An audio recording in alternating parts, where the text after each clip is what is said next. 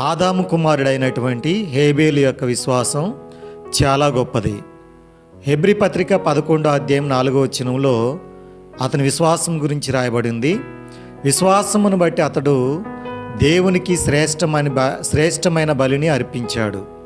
శ్రేష్టమైన బలిని ఎందుకు అర్పించాడంటే, దేవునికి మనం ఏది ఇస్తామో మరలా అదే మనం పొందుకుంటాం. బైబిల్లో రాయబడి ఉంది, నువ్వేది విత్తుతావో అదే కోస్తావని. కనుక హేబేలు విశ్వాసముతో దేవునికి ఇచ్చాడు. ఎలాంటివి ఇచ్చాడంటే శ్రేష్టమైనవి ఇచ్చాడు. ఎందుకంటే మళ్ళా రిటర్ను అతను శ్రేష్టమైన పొందుకోవాలి కాబట్టి.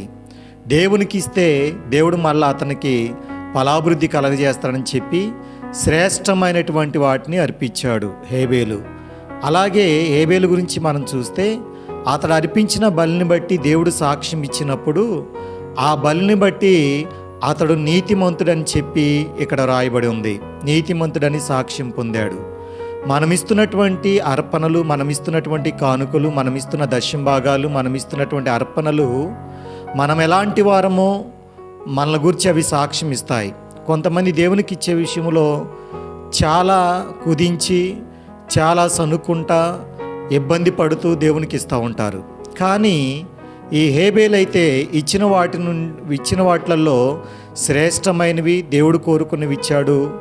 దేవుడు అతని గురించి ఏమైనా సాక్ష్యం ఇస్తున్నాడంటే, హేబేలు ఇచ్చినటువంటి అర్పణను బట్టి, ఆ బలిని బట్టి అతడు నీతిమంతుడని దేవుడు సాక్ష్యం ఇస్తున్నాడు.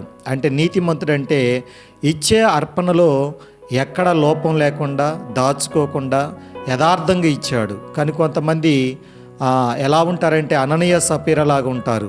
ఇష్టమైన వచ్చినట్టుగా ఇస్తూ ఉంటారు దేవునికి. కానీ దేవునికి ఇచ్చే విషయంలో నువ్వు జాగ్రత్తగా ఉండాలి. ఎందుకంటే నీవు ఇచ్చిన అర్పణను బట్టి దేవుడు నీకు ఒక పేరు పెడతాడు.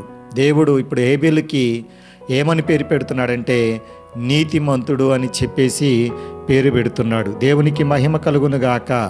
అలాగే హేబేల్లో ఉన్నటువంటి విశ్వాసం ఎంత గొప్పదంటే, అతడు మృతి పొంది కూడా దేవునితో మాట్లాడుతూ ఉన్నాడు. చూడండి, బ్రతికి ఉంటేనే ప్రార్థన చేయడం చాలా కష్టం. ప్రార్థన అంటే చాలామందికి విరక్తిలాగా మారిపోయింది. ప్రార్థన అంటే అదొక చిరాకు. ప్రార్థన అంటే చాలామంది విరక్తి చెందినటువంటి వారిగా ఉంటారు. కానీ హేబేలు చనిపోయి కూడా దేవునికి మొరపెడుతున్నాడు. నేను చెప్పేవన్నీ కూడా హెబ్రీ పత్రిక 11:4 ఉంటుంది, మీరు చదువుకోవచ్చు. అతడు దేవునికి మొరపెడుతున్నాడు. ఒక విశ్వాసి యొక్క లక్షణం ఏంటంటే, బ్రతికినా చనిపోయినా లేచినా ప్రార్థనే ప్రాణంగా ఉండాలి. మన ప్రధాన యాజకుడైనటువంటి యేసు ప్రభువారు ఆయన మృతి పొందక మునుపు ఈ లోకంలో ఉన్నప్పుడు ఆయన ప్రార్థన చేశాడు. ఆయన తిరిగి లేచిన తర్వాత కూడా మన పక్షాన ఆయన విజ్ఞాపన చేస్తూ ఉన్నాడు. ఇది క్రైస్తవుల యొక్క లక్షణం. క్రీస్తు యేసు ఏమనుకున్నాడో అలాంటి మనసును మనం ఆయుధంగా ధరించాలి. యేసు ప్రభువారు తాను తిరిగి లేచిన తర్వాత కూడా ప్రార్థన చేస్తున్నాడు. ఈరోజు క్రైస్తవ జీవితాలు ఎలా మారిపోయినాయంటే, ప్రార్థన అంటేనే చాలా ఇబ్బంది పడుతున్నటువంటి క్రైస్తవులు ఉన్నారు. కానీ ప్రార్థన ఒక ప్రాకారం లాంటిది, ప్రార్థన ఒక వెన్నుముక లాంటిది, ప్రార్థన ఒక ఆయుధం లాంటిది, ప్రార్థన ఒక దీపం లాంటిది. ప్రార్థన జీవితం కలిగిన వాడు ఎప్పటికీ పతనమైపోడు. కనుక హేబేలు జీవితంలో మనం చూసినట్లయితే అతడు చనిపోయి కూడా ఇది ఎలా కనపడుతుందంటే విశ్వాసికి ఒక ప్రాణశ్వాసలాగా కనపడుతుంది. హేబేలులాగా మనందరం బ్రతికినా చనిపోయినా తిరిగి లేచిన ప్రార్థనే మనకు శ్వాసలాగా ఉంచుకుంటే అంతకన్నా శ్రేష్టమైన క్రైస్తవ జీవితం మరొకటి లేదు. కనుక ఈరోజు హేబేలు లాంటి విశ్వాసం నీకుందా? హేబేలు లాంటి నమ్మకం దేవుని మీద నీకుందా? విశ్వాసముతో మంచి శ్రేష్టమైన బలిని దేవునికి ఇచ్చాడు.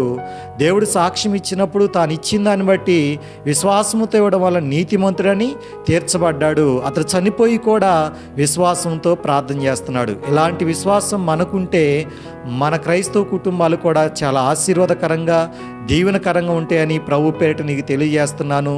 ఇలాంటి విశ్వాసాన్ని నువ్వు కలిగి ఉన్నావా? విశ్వాసము లేకపోతే దేవునికి ఇష్టడై ఉండుట అసాధ్యమని రాయబడ్డది. కనుక నువ్వు ఎలాంటి విశ్వాసం కలిగి ఉన్నావు? ఆదాము కుమారుడైన హేబేలు లాంటి విశ్వాసం నువ్వు కలిగి ఉండు. నీ జీవితం దీవెనకరంగా మారుతుంది. దేవుడు నీ కొరకు ఈ మాటలు నా కొరకు దీవించునుగాక. హల్లెలూయా.